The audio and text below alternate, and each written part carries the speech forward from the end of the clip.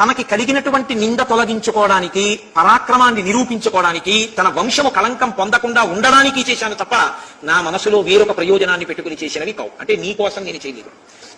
సీత, ఇప్పుడు నీకు ఉన్నటువంటి కష్టం నుంచి నువ్వు విడుదల పొందావు. రావణుని భయం నీకు లేదు. కాబట్టి ఇప్పుడు నువ్వు దశ దిశలలో నీవు ఎక్కడ సంతోషంగా ఉంటాననుకుంటావో అక్కడికి నువ్వు వెళ్ళవచ్చు. ఒకవేళ నీకు రక్షణ లక్ష్మణుడి దగ్గర లభిస్తుంది అనుకుంటే లక్ష్మణుడి దగ్గర ఉండవచ్చు. భరతుడి దగ్గర లభిస్తుంది అంటే భరతుడి దగ్గర ఉండవచ్చు. శత్రుఘ్నుడి దగ్గర లభిస్తుందంటే శత్రుఘ్నుడి దగ్గర ఉండవచ్చు.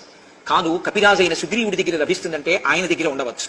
కానీ రావణాసురుడు బలవంతంగా తన చేతితో పట్టుకుని పైకెత్తి తొడ మీద కూర్చోబెట్టుకుని చాలా దగ్గరగా నిన్ను పట్టుకుని కామమోహితమైన కన్నులతో చూసినటువంటి నిన్ను మళ్లీ తీసుకొచ్చి నా ఇల్లాలి స్థానంలో గౌరవించి నా ఇంటిలో ఉంచుకోగలిగినంత ఔదార్యంతో నేను ఇప్పుడు మాత్రం లేను. అటువంటి స్థితి కుదరదు. కాబట్టి నీవు రక్షణ ఎక్కడ పొందుతావో అక్కడికి నువ్వు వెళ్ళవచ్చు.